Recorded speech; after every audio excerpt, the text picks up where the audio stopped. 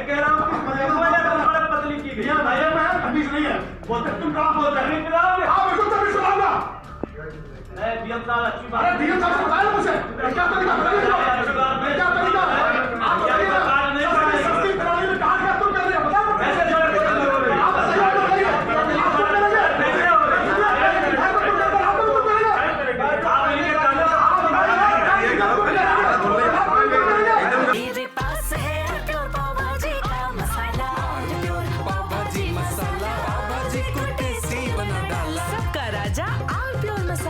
चंदौली से जो एक तस्वीर आई लोकतंत्र को शर्मसार करने वाली है।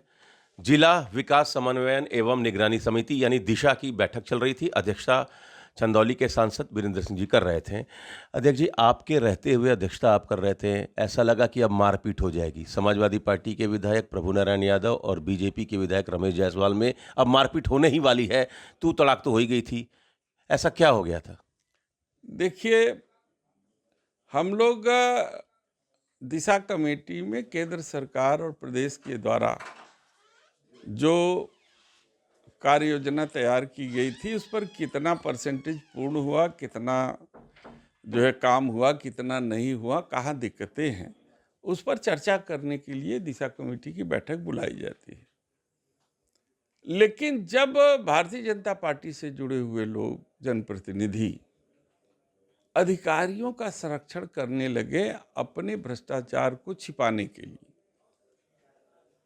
क्योंकि उस समय उपस्थित छोटेलाल खरवार जी जो अनुसूचित जाति के खरवार जाति के हमारे सांसद हैं और वो उस कमेटी के वाइस चेयरमैन हैं, जब उन्होंने सवाल उठाया कि बिना टेंडर के जब सरकार ने तय कर दिया कि जो है ई टेंडर होगा, तो मनमाने ढंग से एक ही ठेकेदार को क्यों सारे जो है चंदौली के रोड के ठेके दिए जा रहे हैं। कौन ठेकेदार है वो?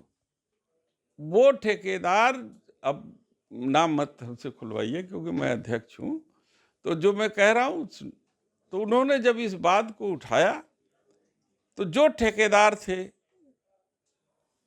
वो लोग ये चाहते थे कि ये सवाल दब जाए और उस हमारे सांसद को ये लोग जो है दबाना चाहते थे कि ये आवाज न उठे। लेकिन हमारा सांसद बहादुर था, वो अपनी आवाज को कायम रखा और दमदारी के साथ इस सवाल को उठाया कि ये सवाल ये डीएम यहाँ के अधिकारी ये बताएं कि जब ई टेंडर का प्रावधान है तो मैनेज करके टेंडर क्यों किया जा रहा है और इन जनप्रतिनिधियों को क्यों इतनी पीड़ा हो रही है, मिर्ची लग रही है कि ये लोग अधिकारियों के संरक्षण में आ गए हैं। क्या इन लोगों की मिली भगत है? मतलब आप ये कहना चाह रहे हैं कि चंदौली में बीजेपी के विधायक और अधिकारी मिलकर लूट रहे हैं? मैं कुछ नहीं कहना चाहता, मैं ये आपको बताना चाहता हूँ, दिखाना चाहता हूँ कि बिना संरक्षण कौन देता है। ये तो उनका भी काम था कि काम जो है पारदर्शी हो, लेकिन जब कोई किसी को बचाने लगे तो उससे मतलब आज निकलता है कि कहीं न कहीं ठेकेदारी में वो भी लिप्त है।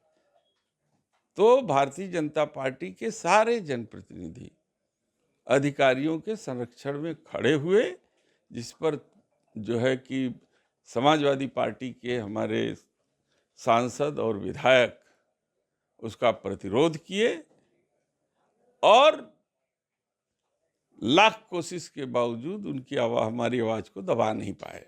डराने की कोशिश हुई थी?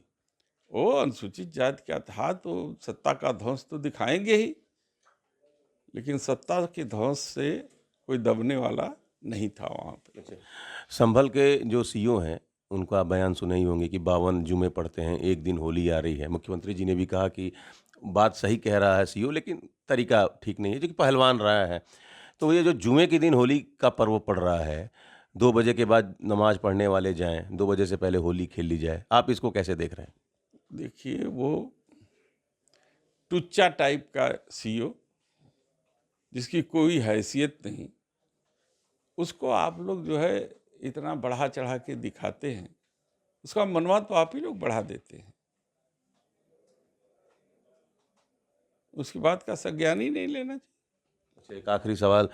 बलिया में सुहेलदेव भारतीय समाज पार्टी के नेता अरुण राजभर ने कहा कि जो भी पीले गमछे वाले कार्यकर्ता की तरफ पुलिस अगर हाथ बढ़ाएगी तो हम हाथ तोड़ देंगे। बदले में परिवहन मंत्री दयाशंकर सिंह जी ने कहा कि पुलिस को जो धमकाने की कोशिश करेगा और दब में लेने की कोशिश करेगा उसका कलेजा निकाल लेंगे। इस तरह के बयान चल रहे हैं एक ही एनडीए के दो घटक दलों के नेताओं के बीच, आप क्या कहेंगे? अब इस पे आप अंदाजा लगाइए कि सुहेलदेव पार्टी के अध्यक्ष श्री ओम प्रकाश जी और उनकी पार्टी सहयोगी दल है या चाकरी कर रही है भारतीय जनता पार्टी की, खुद ही अंदाजा लगाइए। चलिए, तो चंदौली के सांसद वीरेंद्र सिंह जी ने कई मुद्दों पर हमसे बातचीत की। Amit Singh, TV 9 UP, Varanasi. कुछ तो सस्ता लो, सब बढ़िया लो, इसमें क्या खास बात है? थोड़े में ज्यादा स्वाद, यही तो है इसकी खास बात।